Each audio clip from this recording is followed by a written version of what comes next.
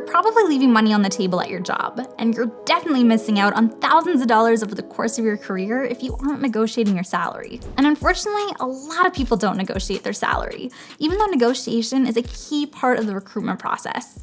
Now, depending on the industry, many companies actually expect you to negotiate, and sometimes they'll even set their initial offer lower for that reason. So if you're not negotiating, that means that you're ending up with a salary that's even lower than what the company thinks you should be landing at. For me personally, I went from a starting salary when I was just out of university of $39,000, and I was able to move that all the way up to $72,000 with $15,000 in bonuses within 3 years. Now that's a $33,000 increase and close to double what I started out with.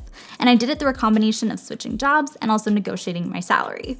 Now, Dennis is going to be in this video too in just a second, and he also moved his salary from $50,000 to $78,000 in 3 years. And now we both want to share with you our tips on negotiating your salary. So after you give this video a big like down below, because it really helps out our channel and we appreciate it a lot, then we'll jump into it. Okay, so let's focus on talking about negotiating your salary once you've actually finished interviewing at a new company and they're giving you an offer. So first things first, you need to take in that if you're at the negotiation stage, that's obviously a great start because you've clearly been offered the position that you wanted. A lot of people often get to this stage and they're either so excited that they've been offered the job that they're basically just like, yep, I'll accept any offer, or they're so nervous that the job could be taken away now that they're so close to getting in that they don't want to do anything to actually mess it up. But really, this is the most important part of the process up until this point, and you finally actually have a little bit more leverage. And also keep in mind, guys, like I totally get the fear that creeps in for people, especially when you're dealing with a recruiter who literally does this on the daily. But at this stage, you know that the company wants to hire you, right? And it's important for you to get an offer and compensation package that you actually deserve and are worth relative to the specific job. And another thing to keep in mind is that the company is prepared for you to negotiate, right? So they actually typically offer the lowest possible salary they can to you within their designated salary band, or they'll even offer you lower if you lowballed yourself when you're initially giving your salary expectations. Now, they do this so that they're in the best spot to negotiate. So basically, there's likely more room for you to go up. You just need to actually ask for it. Now, if you're someone who still thinks that negotiating your salary isn't worth the stress of going back and forth, and in your mind, you're literally like, well, I'd rather secure the job than negotiate, here's a couple things that you need to consider. So statistically, your pay now dictates your future pay. So it's not just about a couple $1,000s now, but it actually means that you'll be at a disadvantage moving forward to different positions down the line. Usually what ends up happening is that anytime you're up for a new role, or if it's performance review time, your prior role's salary is often used as a starting point for that next position's raise. And that's both internally at your company or even externally, and obviously this shouldn't be the case. But what this means is that you could literally be missing out on thousands of dollars later on, and it's important to realize how this one interaction, so you negotiating your salary, is actually something that can impact you well into the future. I actually want to build off of that point really quickly, because you know how before that I mentioned that I brought up my salary from $39,000 all the way to $72,000 in 3 years? Well, even during that time, I was still being underpaid relative to my colleagues in the position I was in. Because I made that low starting salary at my old company coming in, even with big salary increases, like going from 47 to 60K in one jump, it still meant that I was consistently at the bottom or very low end of the salary band for each new promotion or position I was in. It ends up taking years to make up for that low start. Anyways, my last point here is that the worst thing that can happen is that they'll say no in most cases.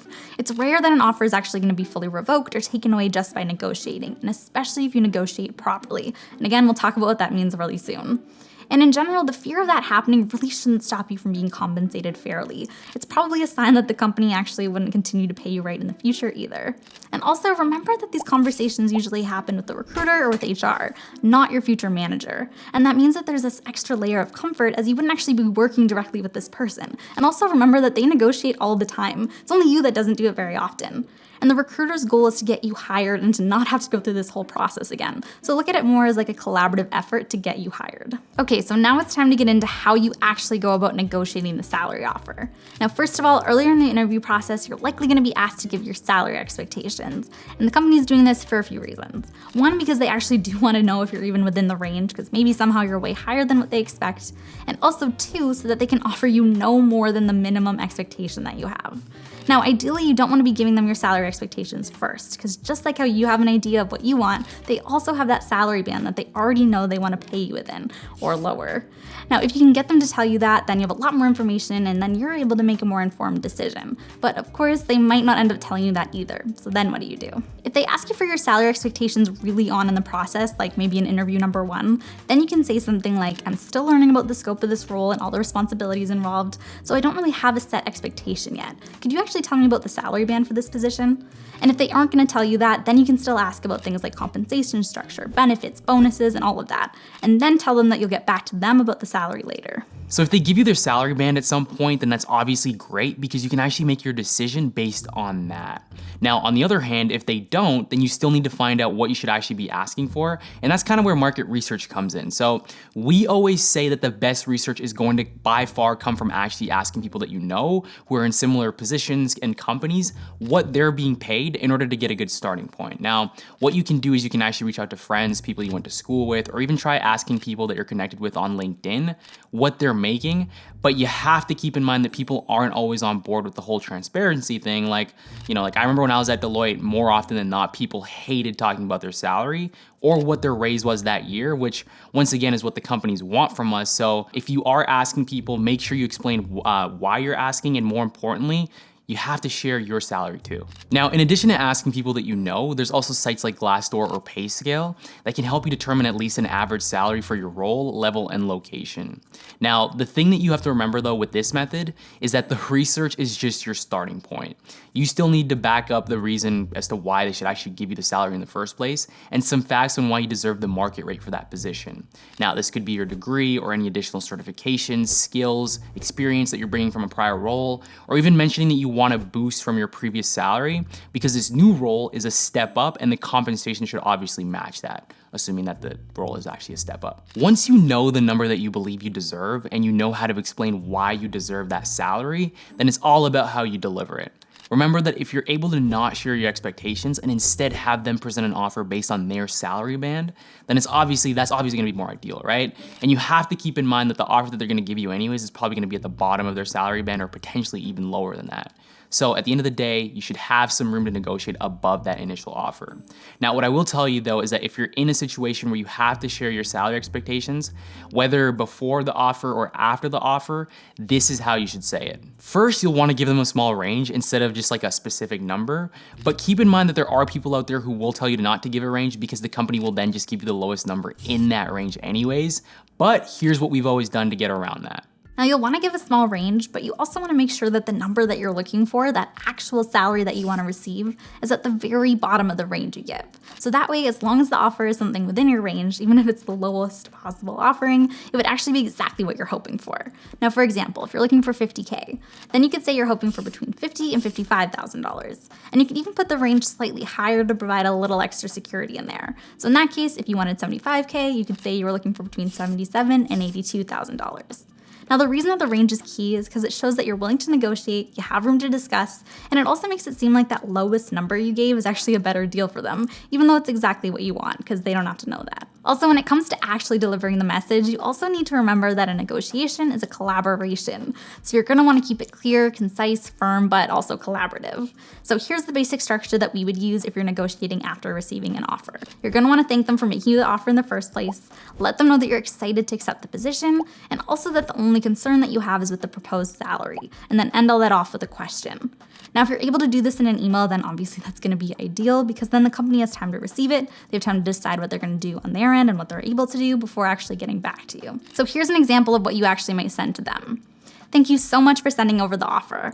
After reviewing the contract, I'm very excited to accept the position. My only concern is with the proposed salary. Based on the average salary for this position in the market, as well as the experience I'm bringing to the role, and also my current compensation, I was expecting to receive between 80 to 85K.